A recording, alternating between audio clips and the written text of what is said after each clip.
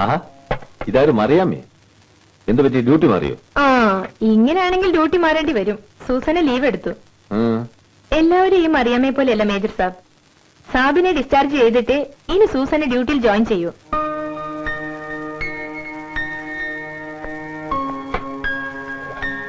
Good night major sir. Good night.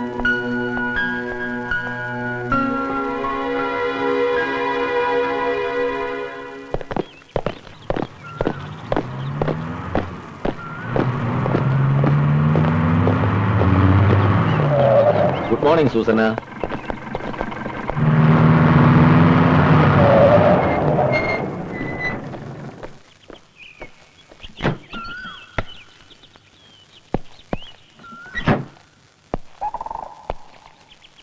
എന്നെ discharge ചെയ്തിട്ടേ തിരിച്ച് ജോയിൻ ചെയ്യുന്ന നിർബന്ധമായിരുന്നു അല്ലേ?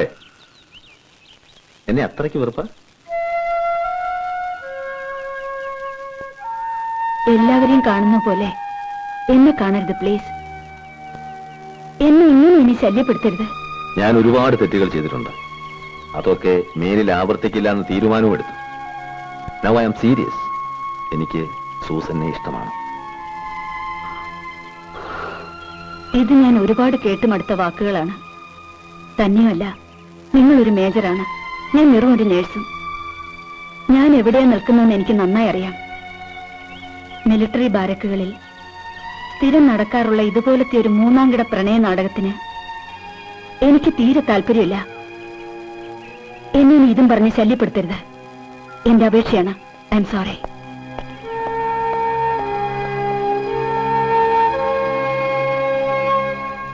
രാജേട്ടൻ വളരെ ആലോചിച്ചെടുക്കേണ്ട തീരുമാനമാണ്. ആൽക്കഹോളിക് ആയ ഒരപ്പൻ, പേരുദോഷം കേട്ട് കെട്ടിക്കാതെ നിൽക്കുന്ന ചേച്ചി, പോലീസ് സ്റ്റേഷനിൽ സ്ഥിരം കയറി ഇറങ്ങുന്ന അനുജൻ, അതിന്റെ ഇളയതൊരു പെങ്കൊച്ചു സ്കൂളിൽ. എല്ലാം സൂസന്നയുടെ ശമ്പളം കൊണ്ട് മാത്രം വേണം നടക്കാൻ. തന്നെയുമല്ല, രാജേട്ടന്റെ കുടുംബക്കാർക്ക് ഇത് ചിന്തിക്കാൻ പോലും പറ്റില്ല. രാജേട്ടന്റെ കാര്യങ്ങൾ രാജേട്ടൻ തീരുമാനിച്ചോളാം. താൻ സൂസന്നയുമായിട്ട് സംസാരിച്ച് അപ്പനെ ഒന്ന് കാണാനുള്ള ഏർപ്പാട് ചെയ്താൽ മതി. I really mean it. I'm serious. Okay, ഞാൻ സംസാരിക്കാം. See you tomorrow. Good night. Good night.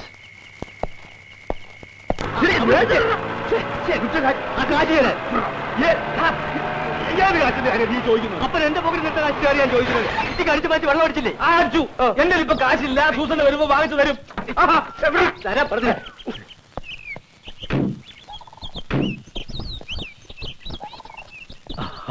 വന്നാട്ടെ വന്നാട്ടെ. ഞങ്ങൾ അപ്പനും മോനും തമ്മിലൊന്ന് സ്നേഹിക്കുകയായിരുന്നു. അവൻ അർജന്റ് ആയിട്ടൊരു 100 രൂപ വേണമെന്ന്. എന്റെ ഇവിടുന്ന കാശ് നമ്മൾ തമ്മിലാകുമ്പോ പറയാലോ, ഒരു 100 റുപ്പീസ് എടുത്തേ.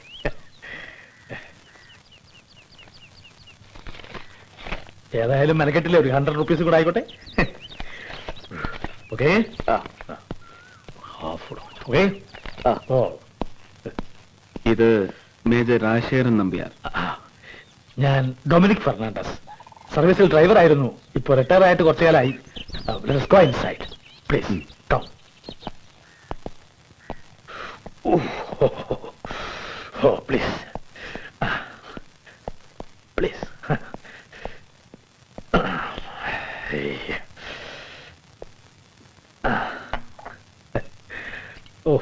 ഓഫർ ചെയ്യാനില്ല, സോറി. ഞാൻ സൂസന്നയോട് സംസാരിച്ചിരുന്നു. അവളെല്ലാം പറഞ്ഞു. കേട്ടോ വേറെ, ഞാൻ ഉള്ള കാര്യം ഉള്ളതുപോലെ പറയും. എന്റെ മോള് സൂസന്ന കാണാൻ കൊള്ളാവുന്ന ഒരു പെണ്ണായതുകൊണ്ട് അവള് ജോലി ചെയ്തിട്ടുള്ള എല്ലാ ക്യാമ്പുകളിലും ലെഫ്റ്റനന്റ് മുതല് കേണവന്മാര് വരെ കല്യാണാലോചനയായിട്ട് വന്നിട്ടുണ്ട്. പക്ഷെ ഉള്ള കാര്യം ഉള്ളതുപോലെ പറയുമ്പോ ഈ ആലോചനക്കാരൊന്നും തിരിച്ചു വന്നിട്ടുമില്ല. അതുകൊണ്ട് പറയുന്നതാ. നാൻസി, എനിക്ക് 4 മക്കളാ, 3 പെണ്ണും ഒരാണും. ഭാര്യ ഉള്ളത് അകത്ത് കിടപ്പിലായിട്ട് കുറച്ചു കാലമായി. ഇത് സൂസനയുടെ മൂത്തതാ നാൻസി. ഇവിടെ അടുത്ത് തയ്യക്കടലാ ജോലി. ഇത് ജൂഡി, 10ാം ക്ലാസ്സിലാ. പിന്നെ ആണൊരുത്തരുള്ളവനെ നേരത്തെ കണ്ടല്ലോ. അവന് പ്രത്യേകിച്ച് ജോലിയൊന്നും ഇല്ല. മറ്റുള്ളവർക്ക് ജോലി ഉണ്ടാക്കുക എന്നുള്ള അവന്റെ ജോലി. ഇതൊക്കെയാ ഇവിടുത്തെ അവസ്ഥ. നിങ്ങൾ ചായ കുടിക്കേ. കേട്ടോ വേറെ, മൂത്തവളെ കെട്ടിച്ചയക്കണം, ചെറുക്കൻ ഒരു ജോലി വാങ്ങിച്ചു കൊടുക്കണം, ഇളയവളെ പഠിപ്പിക്കണം, വീട്ടുകാരത്തേക്ക് മരുന്ന് വാങ്ങിച്ചു കൊടുക്കണം. എനിക്ക് കിട്ടുന്ന മുക്കാച്ചക്കരം പെൻഷൻ കാശുകൊണ്ട് ഒന്ന് നാവ് നനയ്ക്കാൻ പോലും തികയില്ല. പിന്നെ എല്ലാം സൂസന്നയുടെ ശമ്പളം കൊണ്ട് വേണം നടക്കാൻ. ചുരുക്കി പറഞ്ഞാൽ സൂസന്ന ഞങ്ങളുടെ ഒരു കറവ പശുവാണ്. അതുകൊണ്ട് ഇവിടുത്തെ എല്ലാ കാര്യങ്ങളും എല്ലാ ചെലവുകളും നോക്കി നിർത്താൻ തയ്യാറുള്ള ഒരാൾക്ക് മാത്രമേ ഞാൻ എന്റെ മോളെ കെട്ടിച്ചു കൊടുക്കൂ. സൗകര്യം ഉണ്ടെങ്കിൽ മതി, അല്ലെങ്കിൽ അവൾ ഇവിടെ സന്തോഷമായിട്ട് നിന്നോളും. ആ, എല്ലാം അറിഞ്ഞുകൊണ്ട് തന്നെയാ വന്നത്. ഞാനൊന്ന് ആലോചിച്ചിട്ട് സന്നി വഴി അറിയിക്കാം. ആ മതി, ധാരാളം മതി. ആ, ഇതിനൊക്കെ പുറമെ മാസാമാസം കൃത്യമായി നല്ലൊരു തുക 1-ാം തീയതി തന്നെ ഇവിടെ എത്തിക്കണം. അങ്ങനെയാണെങ്കിൽ മുന്നോട്ട് ആലോചിച്ചാൽ മതി. ആയിക്കോട്ടെ. ആ ആ.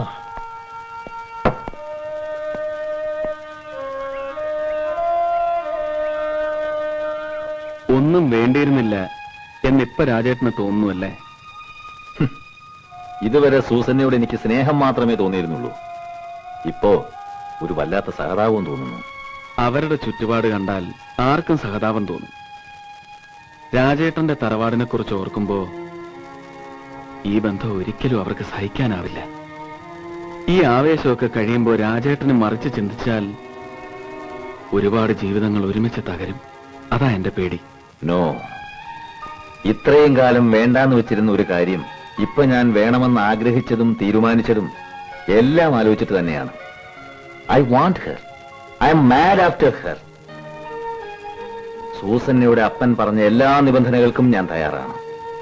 മാസം ഒരു തുക, നല്ലൊരു തുക കൃത്യമായി അവിടെ എത്തിച്ചേക്കാം. അമ്മ പ്രായമായിട്ടിരിക്കുകയല്ലേ, ഒരു അനുവാദം പോലും ചോദിക്കാതെ? അനുവാദം ചോദിക്കാൻ പോയാൽ നടക്കില്ല. ഇപ്രാവശ്യം അമ്മയുടെ പിറന്നാളിന് പോകുമ്പോ നീ കൂടെ വേണം. നീ വേണം അമ്മയോട് പറഞ്ഞ സമ്മതം മേടിക്കും. അമ്മാവന്മാർക്കും അമ്മായിമാർക്കും മറ്റുള്ളവർക്കും ഒക്കെ എതിർപ്പായിരിക്കും. ആർക്കും ഒരു ബുദ്ധിമുട്ടും വേണ്ട. കൂനൂരിൽ ഒരു രജിസ്റ്റർ മാരേജ്. ഞാൻ തീരുമാനിച്ചാൽ പിന്നെ തീരുമാനിച്ചാണെന്നറിയാമല്ലോ. സാമ്പാർ ഒഴിക്കാൻ ഒരു കുഴി അങ്ങോട്ട് കുത്തിക്കൂടെ? ഞാൻ കുത്തി തരണ. എടാ ചിറ്റപ്പാ, കുട്ടികൾക്കുളമ്പോ നോക്കിയോളമ്പടാ. അതെങ്ങനെയാ? രാജശേഖരൻ കുട്ടി വന്നാ പിന്നെ ദാഹം തീർത്ത് ചിറ്റപ്പനങ്ങ് വല്യപ്പനാകും. ഞാൻ നന്നായിട്ട് കഴിക്കും, ഇപ്പൊ കഴിച്ചിട്ടുണ്ട്.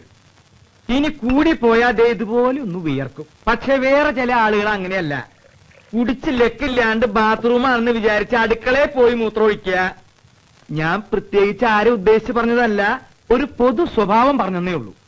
താൻ ഈ പൊതു സ്വഭാവം നിർത്താമോ? ഇപ്പൊ നിങ്ങൾക്ക് ആളെ മനസ്സിലായില്ലോ. ഇയാളെന്നെ അതൊക്കെ പോട്ടെ, രണ്ടുപേരോടായിട്ട് തന്നെ ചോദിക്കുക. ഇങ്ങനെ പിറന്നാൾ സദ്യ കൊണ്ട് നടന്നാ മതിയോ? എന്നാ ഇനി ഒരു കല്യാണ സദ്യ ഉണ്ടാൻ പറ്റുക? ആ സണ്ണി, അവനോട് ആ കാര്യം പറയുന്നതേ ദേഷ്യ. അതുകൊണ്ട് നീയെങ്കിലും സമയം കളയാണ്ട് പെണ്ണ് കെട്ടാൻ നോക്ക്. കൂടി പോയാൽ ഒരു പിറന്നാൾ സദ്യക്ക് കൂടിയേ ഞാൻ ഉണ്ടാവുള്ളൂ. അതിനു മുമ്പെങ്കിലും ആ ആഗ്രഹം ഒന്ന് സാധിപ്പിച്ചു തന്നാ നന്നായിരുന്നു. ദ്വായരപ്പാ. ഇപ്രാവശ്യത്തെ വരവിന് ചില തീരുമാനങ്ങളൊക്കെ എടുത്തിട്ടുണ്ട്. അമ്മയോട് എല്ലാം വിശദമായിട്ട് പറയാം. കാശും സൗകര്യവും ഒക്കെ അല്പം കുറഞ്ഞാലും തിരക്കില്ല. നല്ല അന്തസ്വാഭിജാത്യമുള്ള കുടുംബത്തിൽ പറഞ്ഞോളായിരിക്കണം. അത്രേ ഉള്ളൂ. ഒരു കാര്യം സമ്മതിച്ചേ പറ്റൂ. അവസാനം ഓപ്പോൾ കല്യാണത്തിന് സമ്മതം മൂടിയത് ഈ സന്നിധം എടുക്കൊണ്ട് തന്നെയാ. പിന്നെ ഉന്തിന്റെ കൂടെ എന്റെ തള്ളും കൂടി ആയിപ്പോ. അമ്മ എന്നോട് ഇതെന്നോട് പറയാൻ നിനക്ക് എങ്ങനെ ധൈര്യം വന്നു എന്ന് ചോദിച്ചതോടെ ഈ ചിറ്റപ്പം എന്നെ കമാന്നൊരക്ഷരം മിണ്ടിയിട്ടില്ല. അതാണ് അതിന്റെ കുറ്റം. ഞാനൊരു അക്ഷരം പറയാതെ ഗൗരവമായിട്ട് അങ്ങനെ നിന്ന ഓപ്പോൾക്ക് അറിയാം സംഗതി കുഴപ്പാണെന്ന്. അതുകൊണ്ട് എന്നെ ഓപ്പോൾ പെട്ടെന്ന് സംഭവിച്ചത്. എന്റെ ചൊമച്ചേ. എന്നാലും അവസാനം രാജേട്ടനൊരു നസ്രാണി പെണ്ണിനെ കിട്ടിയുള്ള കെട്ടാൻ. ഇനി സണ്ണിച്ചായനും അവിടെ സുന്ദരിയായ വല്ല നേഴ്സിനെയും കണ്ടുവച്ചിട്ടുണ്ടോ ആവോ? ഉള്ളത് പറഞ്ഞ എനിക്കിപ്പോ സണ്ണിമോന്റെ കാര്യത്തിലാ പേടി. രാജശേഖരൻകുട്ടിക്ക് എന്തോ ആവാം. അപ്പനപ്പന്മാരെ സമ്പാദിച്ചിട്ടുണ്ടല്ലോ. ഇവിടെ അച്ചായം മരിച്ചതി പിന്നെ ഇവനെ മാത്രം കണ്ടുകൊണ്ടാ ഞാനും ഈ പെമ്പിള്ളേരും ജീവിക്കുന്നത്. അതുകൊണ്ടൊന്നും അമ്മച്ചി പേടിക്കണ്ട. നല്ല ആലോചന വന്നെങ്കിലേ സണ്ണി കിട്ടും. ഞാൻ പിന്നെ കല്യാണമേ വേണ്ടാന്ന് പറഞ്ഞ് നടന്നെങ്കിലും സൂസന്നെ കണ്ടുമുട്ടിയപ്പോ എന്തോ ഒരു പ്രത്യേകത തോന്നി. അതുകൊണ്ട് കെട്ടുന്നു മാത്രം. സത്യം പറഞ്ഞ ഞാനും ഒരു ക്രിസ്ത്യാനി പെണ്ണിനെ പ്രേമിച്ചിരുന്നു. എന്താ അവളുടെ പേര്? എലിക്കുട്ടി. എലിക്കുട്ടി? എലിക്കുട്ടിയല്ല, എലിക്കുട്ടി. ഓ അത് ശരി. ഞാൻ ദിവസവും ഒരു ചെക്കന്റെ കയ്യിൽ അവൾക്ക് എഴുത്തും കൊടുത്ത് വിടുമായിരുന്നു. പറഞ്ഞിട്ട് കാര്യമൊന്നുമില്ല. അവസാനം അവൾ ആ ചെക്കന്റെ കൂടെ ഒളിച്ചോടിപ്പോയി. പിന്നെ ഞാൻ ഈ നാണം കെട്ട പ്രേമം എന്നുള്ള പണിക്ക് പോയിട്ടില്ല. ആ അതൊക്കെ പോട്ടെ. ഈ വിവാഹ സമ്മതം ആഘോഷിക്കാൻ ചിറ്റപ്പന്റെ ചെലവിൽ നല്ല നാടൻ തെങ്ങുകൾ വരുന്നുണ്ടെന്ന് പറഞ്ഞിട്ട്? ചിറ്റപ്പന്റെ ചെലവിലല്ല, ചിറ്റപ്പന്റെ വകയായി രാജശേഖരൻ കുട്ടിയുടെ ചെലവിൽ അതിന് ഏർപ്പാട് ചെയ്തിട്ടുണ്ട്. അതിപ്പോ ഇങ്ങോട്ട് വരും. അതുകൊണ്ട് താറാവ്, കോഴിയിറച്ചി, കാളയിറച്ചി മുതലായ കള്ളിന്റെ കൂട്ടുകാരെ പ്രത്യേകം ഞാൻ ഈ വേദിയിലേക്ക് ക്ഷണിച്ചുകൊള്ളുന്നു. അമ്മച്ചിയും പിള്ളേരും അവരെ വേഗം ഇങ്ങോട്ട് ആനയിക്കാൻ ഞാൻ താല്പര്യപ്പെടുന്നു. നമസ്കാരം. എങ്ങനെയുണ്ട്?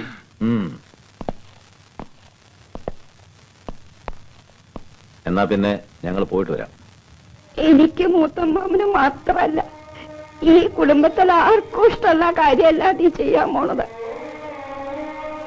നിന്റെ പ്രായക്കാരെ ഭാര്യയും കുട്ടികളെയും ജീവിക്കണെ കാണുമ്പോ ഈ അമ്മയുടെ മനസ്സ് നീറാറുണ്ട്.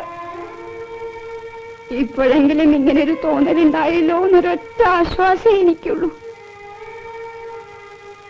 ഇതുകൊണ്ടുണ്ടാവാൻ പോകുന്ന ഭവിഷ്യത്തുകളൊന്നും പറഞ്ഞു തരേണ്ട കാര്യമില്ല.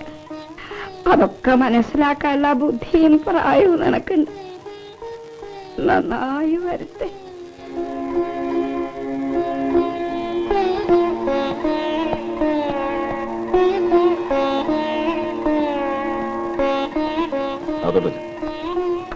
ഞങ്ങൾ എതിർത്താലും നീ ഇത് നടത്തുമെന്നറിയാം.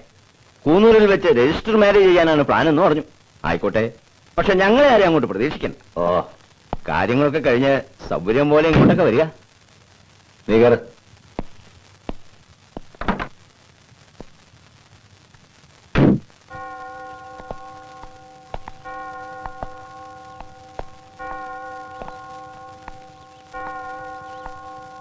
സണ്ണി എല്ലാം പറഞ്ഞു കാണുമെന്നറിയാം. എങ്കിലും ഒന്നുകൂടി പറയാണ്, എന്റെ വീട്ടുകാരുടെ സമ്മതം ഞാൻ വാങ്ങിക്കഴിഞ്ഞു.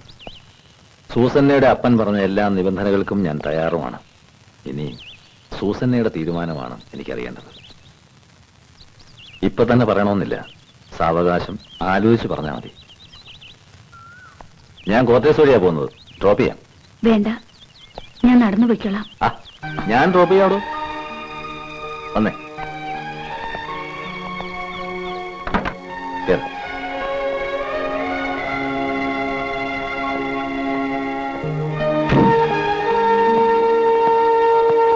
കല്യാണമൊക്കെ കഴിഞ്ഞ് തറവാട്ടിൽ ചെന്ന് ഒരാഴ്ച താമസിക്കുമ്പോ എല്ലാം ശരിയാവും.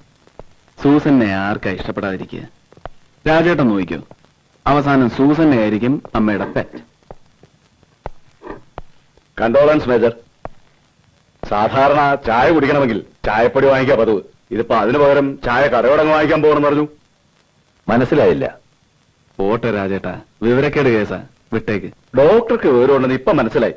അറിഞ്ഞുകൊണ്ട് എക്സ്പയറി ഡേറ്റ് കഴിഞ്ഞ് മരുന്ന് ഗുരുവിന് എന്നെ പ്രിസ്ക്രൈബ് ചെയ്ത് കൊടുത്തു. മിടുക്കൻ. What you mean? ഒരുപാട് ബാരക്കുകൾ കറങ്ങിയടിച്ചു വന്ന പഴഞ്ചരക്കിനെ തന്നെ തലയിൽ വച്ചു കൊടുക്കാൻ ധൈര്യമുണ്ടായെന്ന് പറയായിരുന്നു.